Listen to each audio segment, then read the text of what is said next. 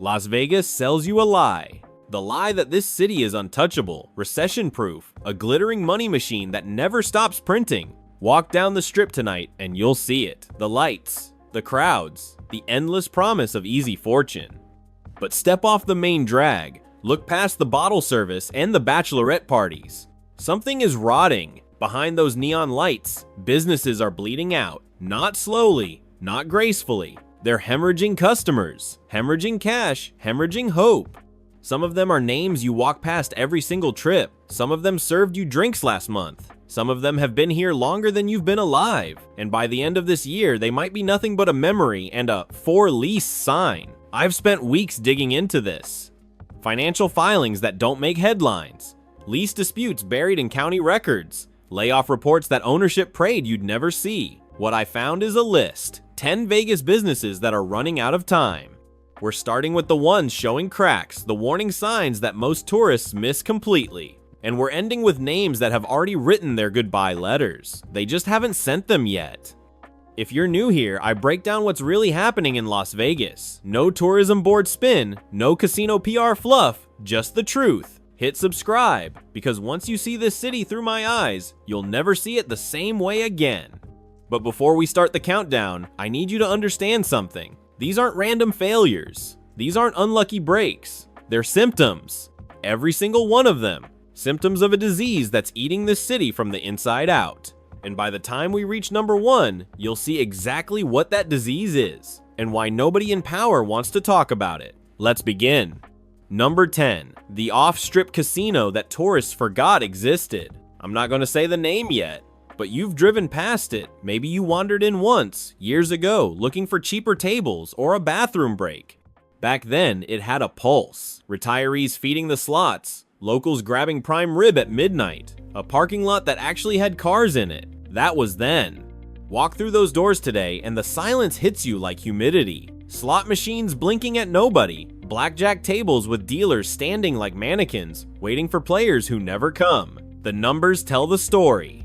Occupancy hovering below 50%, revenue down year over year for 3 straight years, a loyalty program with more dead accounts than active ones. Ownership has been quietly shopping this property for 18 months. The asking price keeps dropping, the phone keeps not ringing.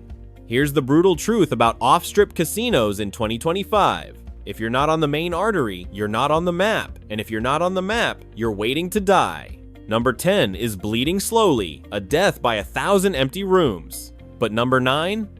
Number 9 just got a wound that might be fatal. And it's a name that used to mean something sacred in this town. Number 9, the buffet that became a punchline.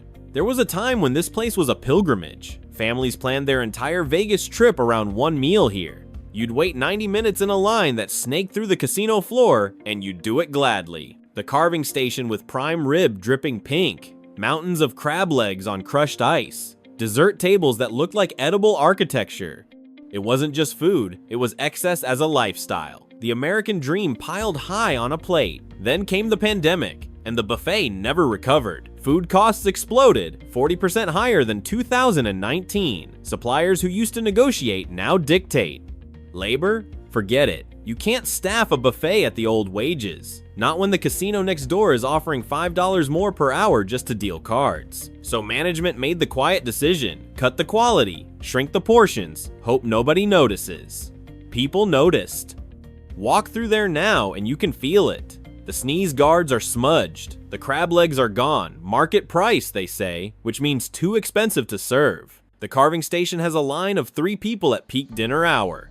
Corporate calls them temporary adjustments. They keep saying the full menu is coming back soon. It's been 2 years of coming back soon. Locations keep closing for renovations. Those renovations never seem to end, because renovations is corporate speak for we're testing whether anyone misses this. The buffet isn't dying because people stopped loving buffets. It's dying because the math doesn't work anymore. And when the math stops working, the spreadsheet wins. It always wins. 2 down, 8 to go. A forgotten casino bleeding out in the shadows. A buffet empire choking on its own legacy. But we're just getting started. The next 2 businesses on this list aren't dying from bad luck. They're not dying from bad management. They're being murdered. Murdered by their own landlords. strangled by lease agreements designed to extract every last dollar before the body goes cold. Number 8 has been a Vegas institution for decades, and right now, they're in a back room begging for mercy they're not going to get. In Las Vegas, there's a killer more ruthless than bad management, more deadly than a recession, more patient than any competitor. Rent. Commercial rent in this city has become a weapon, and right now, it's claiming victims that have been here longer than some of the casinos. Number 8. The nightclub that defined Vegas nightlife. You know the one. Even if you've never been inside, you've seen the velvet ropes in movies. You've heard the stories. Celebrity sightings at 3 in the morning. Bottle service bills that looked like mortgage payments. The bass so loud you felt it in your chest before you even reached the door. For 2 decades, this place printed money. The line wrapped around the building every single weekend. Promoters begged for table allocations. DJs considered it a career milestone just to get booked here. That was the empire. Then the lease came up for renewal, and the landlord smelled blood.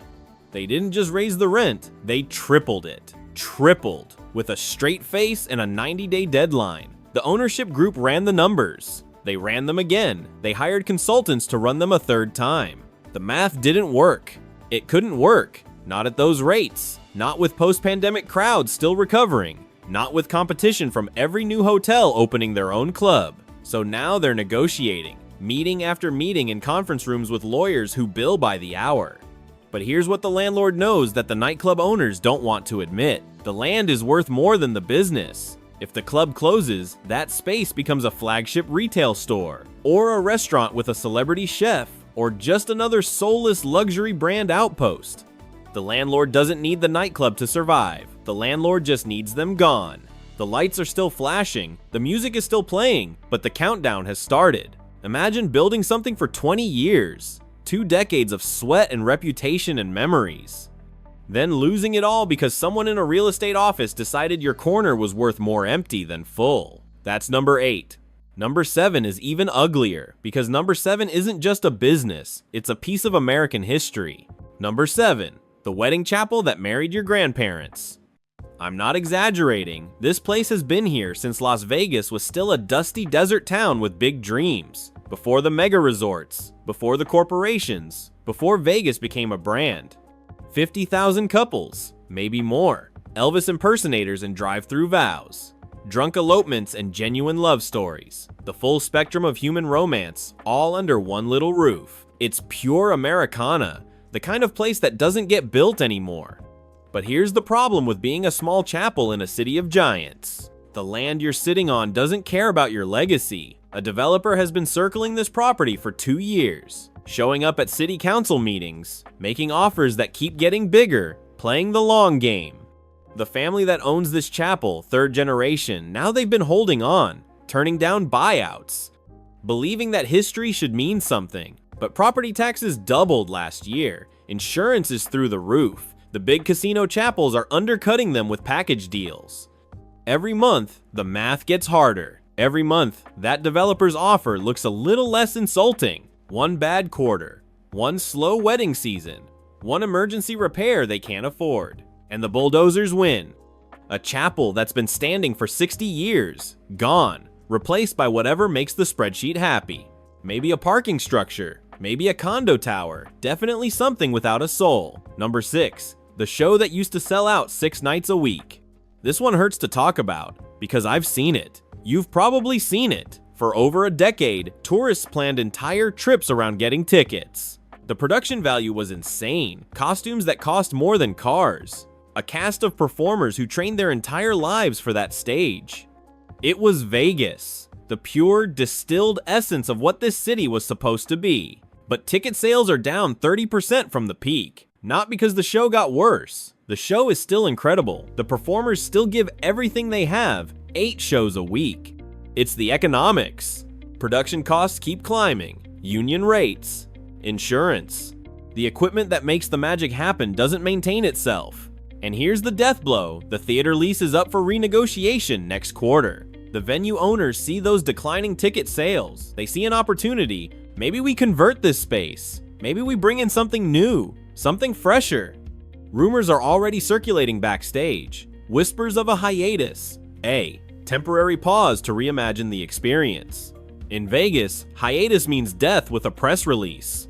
The performers know. You can see it in their faces during the curtain call. That extra second they hold the bow. That look in their eyes that says, this might be the last time. Entertainment. Weddings. Nightlife. The things that made Vegas feel alive. The things that gave this city a pulse beyond the slot machines. All of them gasping for air. And we're only halfway through this list. Number 5 is next. And it's one you've definitely heard of, one you probably assumed was untouchable. You assumed wrong. Now we enter dangerous territory. Everything before this? Sad, sure, heartbreaking, even, but small, contained. The kind of closures that make local news and get forgotten in a week. Not anymore. The next 2 names on this list aren't small players. They're not hidden gems that tourists never heard of. They're institutions, pillars, and they're wobbling. Number 5, the shopping center that was supposed to redefine the Strip. When this place opened, it was everywhere. Magazine covers, architecture awards, the future of luxury retail in the desert. 3 floors of designer flagships. Storefronts that cost more per square foot than penthouses. Escalators that felt like ascending into heaven if heaven had a Gucci and a $30 cocktail menu. This wasn't just shopping, this was an experience. This was where you went to feel rich, even if you couldn't afford anything. The foot traffic was insane, tourists using it as a landmark, locals pretending they belonged. That was the peak. Walk through those corridors today. Go ahead, I'll wait. Count the empty storefronts. Count the coming soon signs that have been up for 18 months. Count the sales associates standing in doorways desperate for eye contact. The anchor tenants are leaving, not renewing, quietly packing up inventory and relocating to properties with actual foot traffic. The numbers don't lie. Visitor counts down 40% from the peak. Revenue per square foot in free fall. And here's the part they really don't want you to know. The parent company is restructuring debt. That phrase, restructuring debt, sounds boring, technical, the kind of thing you skip over in a news article. Don't skip over it. Restructuring debt is corporate speak for drowning. It means the bills are coming due and the cash isn't there. It means accountants in windowless rooms trying to figure out which creditors to pay and which ones to stall. Malls are dying everywhere in America. We've watched it happen for a decade. Suburban shopping centers turned into ghost towns. But on the Las Vegas Strip, the most valuable commercial real estate in the Western Hemisphere, that's not supposed to happen. When the luxury shops leave the Strip, something fundamental has broken. Number 5 is a warning shot, a signal that even the shiniest, most prestigious addresses aren't safe anymore. But number 4 isn't about luxury. Number 4 isn't about tourists at all. Number 4 is about the Vegas that locals actually love. The Vegas you've never seen. And it's disappearing. Number 4, the off-strip casino where real Vegas lives.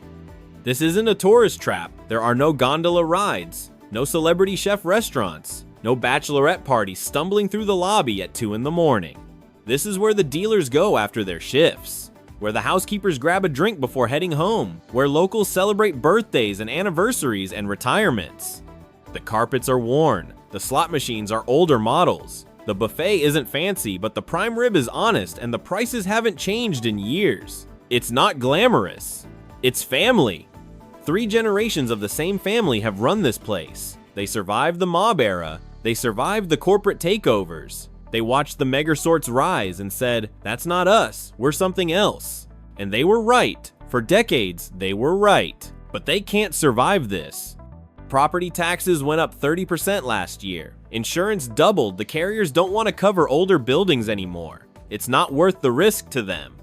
And the big chains, they're squeezing, opening competing properties nearby with predatory pricing. Loss leaders designed to bleed the independents dry. Here's the part that keeps me up at night. The owner is 73 years old. He's been here since he was 22. This place is his entire life. His kids don't want the business. They've seen what it takes. The 16-hour days, the constant stress, the margins that get thinner every single year. There's no succession plan, there's no exit strategy. When he goes, and that day is coming, whether it's next year or 5 years from now, the casino goes with him. It'll get sold, probably to a developer who'll bulldoze it for condos. Or to a chain that'll gut it and slap their logo on the corpse. Either way, the soul dies. That's the thing about Vegas nobody wants to talk about. The soul of this city isn't on the Strip. It never was. It's in places like Number 4, the local joints, the family-owned spots, the businesses that remember your name and your drink order. When they disappear, they don't come back. You can't rebuild authentic. You can't manufacture legacy. We're down to the final 3. Numbers 3, 2, and 1. These aren't warnings anymore. These are eulogies waiting to be written. And number 3 is going to hurt. Because you've probably eaten there. You've probably taken photos out front. You've probably told friends it was the best meal you had in Vegas. And by December, it might just be a memory. Let me show you the autopsy report. 3 names left. And I'm going to be honest with you, this is the part of the video I didn't want to make. Because these aren't anonymous businesses. These aren't places you drive past without noticing. These are names. Names you've recommended to friends. Names you've bragged about on social media. Names that made you feel like Vegas was worth the trip. Let's rip off the bandage. Number 3, the celebrity chef restaurant that became a must-visit. When this place opened, you couldn't get a reservation for 6 months. I'm not exaggerating. 6 months of fully booked tables before they even served the first steak. The chef was everywhere. Magazine covers, talk shows, that one Netflix series everyone binged, the face of Vegas fine dining for an entire generation. The food was ridiculous, the kind of meal you photograph before you eat, the kind of bill you hide from your spouse. And it was worth it, every overpriced bite. But here's what they don't put on the menu. The celebrity chef cashed out years ago. The face you see on the wall, the name above the door, that's a licensing deal now, a brand, a trademark managed by lawyers and accountants who've never held a spatula. The chef collected a check, signed over the name, and moved on to the next venture, the next opportunity, the next city that wanted a piece of the magic. What's left behind is a shell, a kitchen running on reputation fumes. The staff knows, they always know first. Kitchen turnover is brutal. Executive chefs lasting 18 months before burning out. Line cooks jumping ship for competitors who pay better and demand less. The quality has slipped. Not dramatically, not enough to make headlines, but enough that regulars notice. Enough that the Yelp reviews are starting to shift. Not what it used to be. Overpriced for what you get. The magic is gone. And now the parent company is evaluating the portfolio. That phrase should terrify anyone who works there. Evaluating the portfolio means spreadsheets. Means comparing profit margins across locations. Means some analyst in a corporate office deciding which restaurants are core and which are non-core. Non-core gets closed. They're not going to announce it. That's not how this works. There won't be a press release or a farewell dinner. One day, the doors just won't open. The website will go dark. The phone number will disconnect. And a name that used to mean something will become a memory and a Yelp page frozen in time. A name that used to mean something, now it's just a trademark waiting to expire. But number 2 is the one that made me recheck my sources. Because when I first saw the warning signs, I didn't believe it. I thought I was reading it wrong. I wasn't. Number 2, the property that's not supposed to be on this list. I'm gonna be careful here, because naming names at this level invites lawsuits. And I like my house, but I can tell you this. This property has been part of the Las Vegas skyline for decades. It's hosted presidents. It's hosted legends. It's been in movies. It's been in songs. When people picture Vegas, the real Vegas, the iconic Vegas, this place is in that picture. And it's in serious trouble. The debt load is staggering. We're talking numbers that would make your eyes water. The kind of leverage that only makes sense if everything goes perfectly forever. Everything is not going perfectly. Ownership is fractured. Partners fighting. Lawsuits bouncing between legal teams. The kind of internal warfare that bleeds a company dry before the public ever notices. And here's the detail that made me triple check my sources. They missed a bond payment last quarter. No press release, no announcement, just a quiet notation in a financial filing that 99% of people will never read. But I read it, and missing bond payments isn't a yellow flag. It's a fire alarm. When you miss bond payments, the clock starts ticking. The creditors start circling, the lawyers start sharpening knives. Sources inside say morale has cratered. Management is holding all hands meetings with nothing to say, the kind of forced optimism that fools nobody. They know something the public doesn't. I can't say for certain this property closes in 2025. I don't have a crystal ball. The lawyers would eat me alive if I made that claim. But I can say this: the warning signs are screaming, the fundamentals are broken, the money people are nervous. And when money people get nervous about a Vegas icon, everybody should pay attention. If number 2 goes down, and I pray I'm wrong, it sends shockwaves through the entire industry. Because if a property that iconic, that established, that woven into the fabric of Las Vegas can fail, then nothing is safe. No name is too big, no legacy is protected. But even that, even losing an icon isn't the worst thing on this list. Number 1 isn't just a business failing. Number 1 is a symbol. A symbol of everything that's gone wrong with this city. A monument to greed dressed up as ambition. And when it falls, and it will fall, it's going to prove what I've been telling you all along. This city isn't being killed by bad luck. It's being murdered by design. Number 1. I saved this for last because it's not just a business on life support. It's a verdict. A verdict on what Las Vegas has become, what it chose to become, what the people in power decided was more important than the city they inherited. This is the story of a monument built on quicksand. When they announced this project, the press releases were breathless. The future of Las Vegas, a new era, the most ambitious resort development in a generation, billions of dollars, cranes on the skyline for years, renderings that looked like science fiction. They promised everything. A destination so spectacular it would redefine what Vegas could be. A property so luxurious it would make the old icons look quaint. Investors lined up, politicians showed up for photo ops. The hype machine ran at full speed. And then the doors opened. The crowds didn't come. Not the way they were supposed to. Not the way the spreadsheets predicted. Not the way the investor decks promised. Walk through that lobby today. Listen. That's not ambiance. That's silence. The kind of silence that costs $500,000 a day. The restaurants are half empty on Saturday nights. The casino floor has more staff than players. The pool deck that was supposed to be the hottest day club in Vegas, you can hear the wind. They built a cathedral for a congregation that doesn't exist. The ultra wealthy they were chasing, already loyal to other properties. Relationships built over decades. Trust you can't buy with marble floors and imported chandeliers. The mid-market tourist they pivoted to can smell desperation, sees the discounts and wonders what's wrong. The location they bet billions on, just far enough from the action to matter, just inconvenient enough to lose. Every single strategic assumption was wrong, and now the math is doing what math always does, it's telling the truth. The debt is catastrophic, the kind of numbers that make bankruptcy attorneys salivate. Every month this place stays open, it bleeds. Every month it bleeds, the vultures circle closer. And here's what should terrify everyone in Las Vegas. If this project can fail with all that money, all that hype, all that prime real estate, all that corporate machinery behind it, then the entire model is broken. 10 businesses, 10 warning signs. But this list was never really about 10 businesses.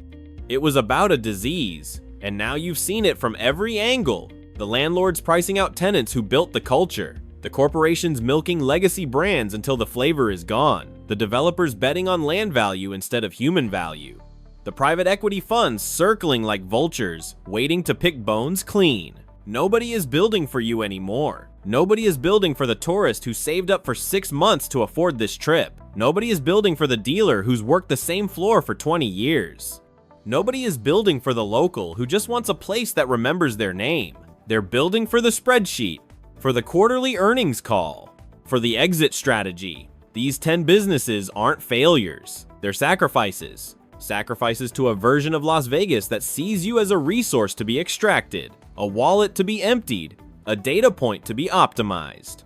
The city that used to roll out the red carpet for the working class, that city is being murdered, slowly, deliberately, profitably. And the killers aren't hiding, they're giving TED Talks, they're on magazine covers, they're celebrated as visionaries while the bodies pile up behind them. So the next time you walk down the strip, I want you to look closer. That restaurant with the empty tables, that casino with the flickering lights, that shop with the desperate sale signs, they're all on someone's list. Maybe not mine, but someone's. And one day, maybe this year, maybe next, you'll walk past a place you loved and see plywood where the windows used to be. If you want to keep seeing what's really happening behind the neon, subscribe, because I'm not done. The next video is already in the works. The names on that list surprised even me. Drop a comment telling me which Vegas business you're most worried about losing, which place holds your memories, which spot you pray survives. Because in this city, your memories might be the only thing they can't bulldoze. I'll see you in the next one.